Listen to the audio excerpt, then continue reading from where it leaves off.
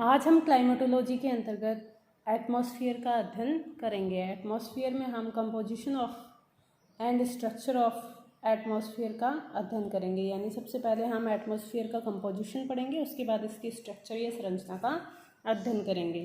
तो अगर कंपोजिशन की हम बात करते हैं तो हम देखते हैं कि जो पृथ्वी है उसके चारों तरफ क्या होता है, वायु का एक आवरण पाया जाता है। इसे ही वायुमंडल के नाम से जाना जाता है। विभिन्न गैसें पाई जाती है यहाँ पर। अगर गैसों के घनत्व की बात करेंगे तो हम देखेंगे कि जैसे जैसे पृथ्वी के धरातल से ऊपर की ओर जाते हैं, सतह से ऊपर की ओर, तो गैसों की जो डेंसिटी होती है वो क्या होती जाती है, कम होती जाती है। तो इस वायुमंडल के पृथ्वी के चारों ओर पाए जाने का मुख्य कारण क्या है? मुख्य कारण है पृथ्वी का गुरुत्वाकर्षण बल। यानी पृथ्वी का जो गुरुत्वाकर्षण, केंद्रीय जो आकर्षण बल होता है, इसके कारण क्या होते हैं, गैस के कण इसके चारों तरफ पाए जाते हैं। तो जैसे जैसे हम पृथ्वी की सतह से ऊपर की ओर अंतरिक्ष की ओर जाएंगे, वैसे वैसे क्या होगा, गैसों का घनत्व अपेक्षाकृत कम होगा।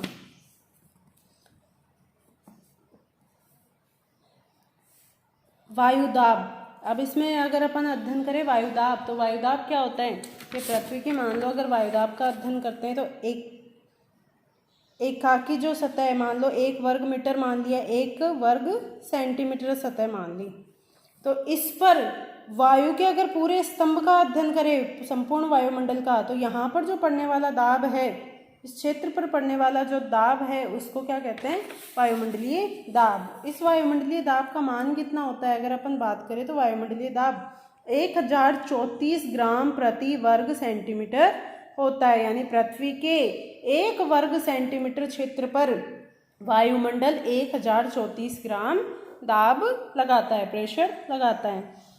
इसे 14.7 पाउंड प्रति वर्ग इंच भी कहा जाता है। अगर इंच में बात करें प्रति वर्ग इंच में, तो वायुमंडलीय दाब का मान है 14.7 पाउंड, और अगर प्रति वर्ग सेंटीमीटर में बात करें तो वायुमंडलीय दाब का मान है 1034 ग्राम। वायु की संपीड्यता के कारण अगर हम देखें तो धरातल से ऊंचाई के साथ साथ ही वायु का घनत्व भी कम हो जाता है। अर्थात धरातल के निकट की वायु भारी होती है, लेकिन उससे दूर जैसे जैसे ऊंचाई पर जाते हैं वायु क्या होती जाती है, हल्की हो जाती है, जिसका मुख्य कारण अपन ने बता दिया कि पृथ्वी का गुरुत्वाकर्षण बल है। अब वायुमंडल का महत्व, अगर महत्व की हम बात करें तो वायुमंडल जो है वो मनुष्य के और जीव जंतुओं के अस्तित्व के लिए आवश्यक है। मनुष्य व अन्य जीवधारियों को पीने के लिए जल चाहिए, इसके अलावा श्वसन क्रिया के लिए ऑक्सीजन चाहिए, और वनस्पतियों को कार्बन डाइऑक्साइड की आवश्यकता होती है। ये सभी जो गैसें होती है जो आवश्यक हैं वो सभी हमें वायुमंडल से ही प्राप्त होती हैं। इसके अलावा अगर अन्य महत्व की बात करें तो देखिए, जीव जंतुओं के अस्तित्व के लिए जो पृथ्वी के ऊपर अपन मानते हैं कि एक ओजोन लेयर पाई जाती है। ये ओजोन लेयर क्या करती है कि सूर्य से आने वाली पराबैंगनी किरणों को अवशोषित कर लेती है, जिसके कारण जो जीव जंतु और मनुष्य, पृथ्वी पर रहने वाले जीव हैं, उन पर इनका हानिकारक प्रभाव नहीं पड़ पाता। वायुमंडल हमें ऑक्सीजन, कार्बन डाइऑक्साइड व अन्य उपयोगी गैसें प्रदान करता है। इसके साथ ही जल व विकिरण के समुचित स्तर को बनाए रखने में सहायता प्रदान करता है।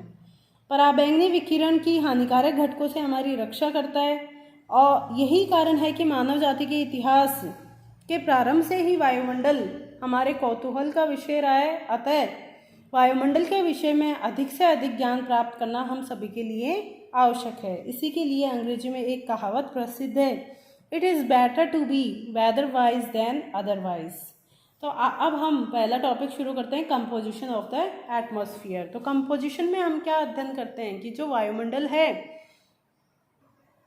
कंपोजिशन की अगर बात करें तो हम देखते हैं कि वायुमंडल में मुख्यतः पाए जाने वाले तत्व कौन कौन से हैं। तो वायुमंडल में सबसे ज़्यादा गैसों का मिश्रण पाया जाता है। तो ये जो गैसों का मिश्रण पाया जाता है, इसमें कौन कौन सी गैसों की प्रधानता या मात्रा कितनी होती है, इसका हम अध्ययन करेंगे। तो वायुमंडल, कंपोजिशन ऑफ द एटमॉस्फेयर, तो एटमॉस्फेयर में मुख्यतः 3 प्रकार के तत्व पाए जाते हैं। पहला है विभिन्न प्रकार की गैसें, दूसरा धूल कण, और तीसरा जलवाष्प। तो सबसे पहले हम अध्ययन करते हैं गैसों का। तो वायुमंडल में अगर गैसों की कंपोजिशन की बात की जाए तो हम देखते हैं कि मुख्य प्रकार की जो गैसें हैं वो 9 प्रकार की गैसें हैं। इन गैसों में ही वायुमंडल के आयतन का 98% भाग पाया जाता है। तो इन गैसों में ये जो 9 प्रकार की गैसें हैं ये कौन कौन सी हैं? तो ये है नाइट्रोजन। वायुमंडल में अगर आयतन के प्रतिशत की बात करें तो 78% आयतन नाइट्रोजन गैस का पाया जाता है। 20.94 या लगभग 21% ऑक्सीजन का पाया जाता है, 0.93 ऑर्गन का, और 0.03% पाया जाता है कार्बन डाइऑक्साइड का। उसके बाद नियोन, हेलियम, ओजोन व हाइड्रोजन गैसें मुख्य हैं। तो ये गैसें मिलकर वायुमंडल के लगभग 98% आयतन का निर्माण करती है। अगर अपन इन गैसों में देखा जाए तो नाइट्रोजन का प्रतिशत 78% पाया जाता है। नाइट्रोजन एक अक्रिय गैस होती है जो मुख्यतः, ऑक्सीजन क्या होती है, एक ज्वलनशील गैस होती है। तो नाइट्रोजन जो होती है इस ऑक्सीजन की ज्वलनशीलता को कम करती है। उसके अलावा अगर नाइट्रोजन की बात की जाए तो मनुष्य या जीवधारियों का मुख्य तत्व प्रोटीन होता है। जो प्रोटीन होता है वो विभिन्न प्रकार के एमिनो एसिड से मिलकर बनता है। तो एमिनो एसिड का एक मुख्य तत्व नाइट्रोजन होता है।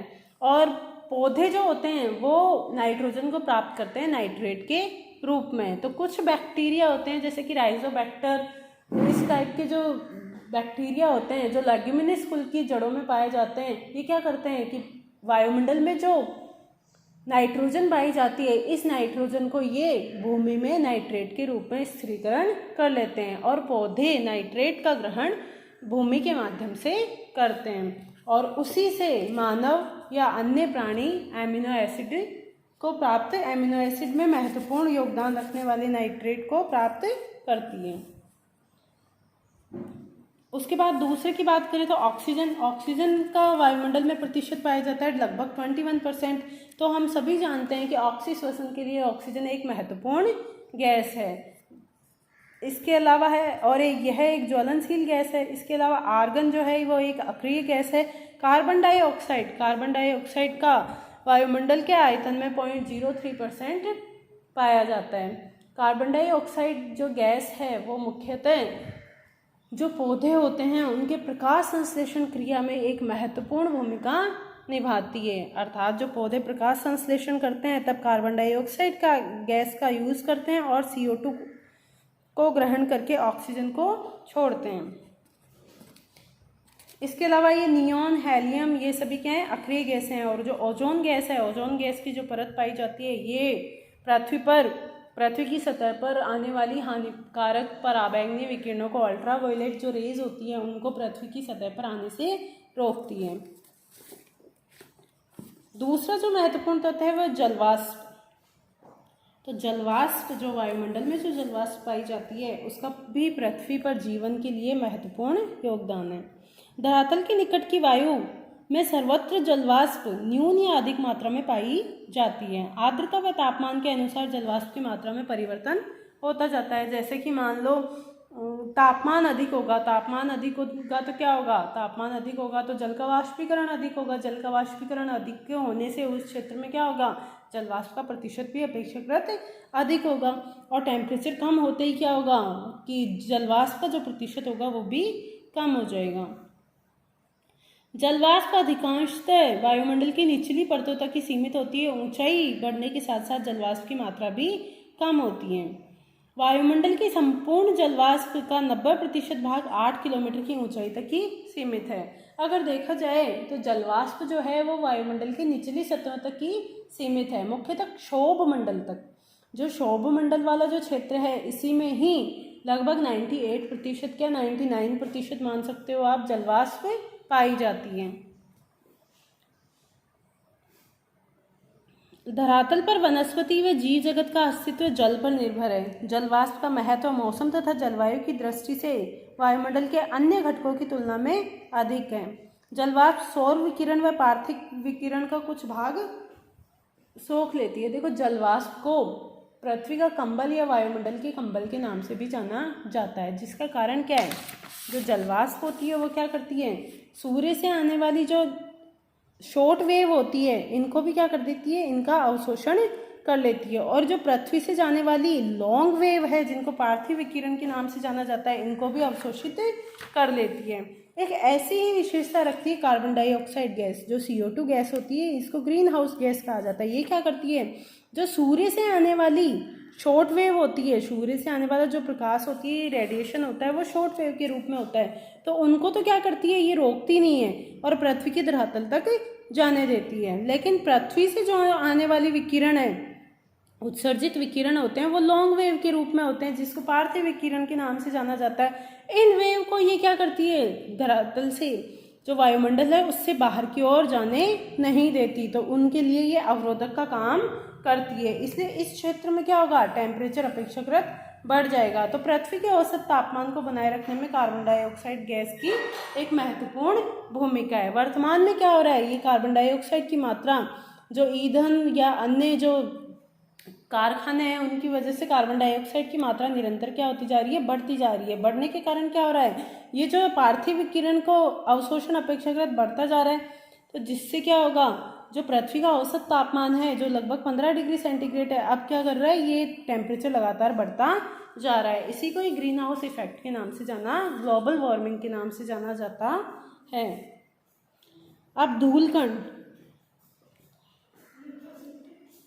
वायुमंडल में गैस तथा जलवाष्प के अलावा जितनी भी ठोस पदार्थ कणों के रूप में पाए जाते हैं, उन सभी को धूलकण कहा जाता है। इसमें धुएं के कण भी हो सकते हैं या पराग कण भी हो सकते हैं। अन्य जो भी ठोस कण पाए जाते हैं वायुमंडल में जलवाष्प या गैसों के अलावा, उन सभी को सम्मिलित रूप से धूलकण कहा जाता है। धूलकणों का जलवायु की दृष्टि से बहुत महत्व है। इन कणों के द्वारा सौर विकिरण का आंशिक अवशोषण कर लिया जाता है। देखो, जो वायुमंडल में पाए जाने वाले धूलकण हैं, ये सूर्य से आने वाली किरणों का परावर्तन भी करते हैं, विकिरण भी करते हैं और प्रकीर्णन भी करते हैं।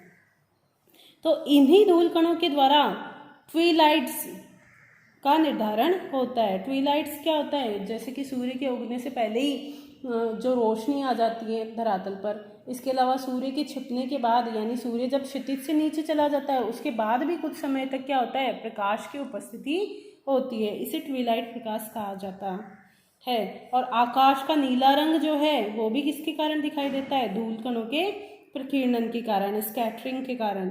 और सूर्यास्त व सूर्योदय के समय सूर्य का जो रंग होता है वो लाल हो जाता है, या आकाश का रंग जो लाल हो जाता है, उसका भी मुख्य कारण क्या है, धूलकण।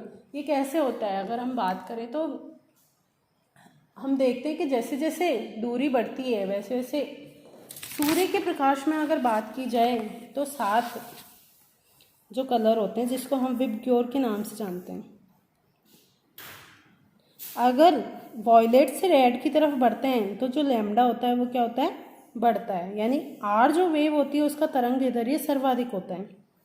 तो जैसे ही क्या होगा, जैसे ही सूर्य क्षितिज के आसपास जाता है, यानी सूर्योदय होता है या सूर्यास्त होता है, तब क्या होता है, वायुमंडल में सूर्य किरणों को अपेक्षाकृत अधिक दूरी तय करनी पड़ती है। तो दूरी अधिक तय करने के कारण क्या होता है, जब प्रकीर्णन होता है तो वॉयलेट किरणों का, क्योंकि लैम्डा सबसे कम होता है, इसलिए इनका प्रकीर्णन सर्वाधिक हो जाता है। और जैसे जैसे होगा, रेड जो लाल रंग होगा उसका लैम्डा सर्वाधिक होने के कारण, तरंग दैर्ध्य सर्वाधिक होने के कारण यह अपेक्षाकृत लंबी दूरी को भी पार कर जाता है। इसलिए क्या होगा, इस समय जो आकाश या सूर्य का रंग जो हमें दिखाई देगा वो सिर्फ और सिर्फ लाल दिखाई देगा, क्योंकि लाल रंग की तरंगे ही हमारी आंखों तक पहुंच पाती है। बाकी अन्य जो रंग की तरंगे होती हैं उनका क्या हो जाता है, प्रकीर्णन हो जाता है।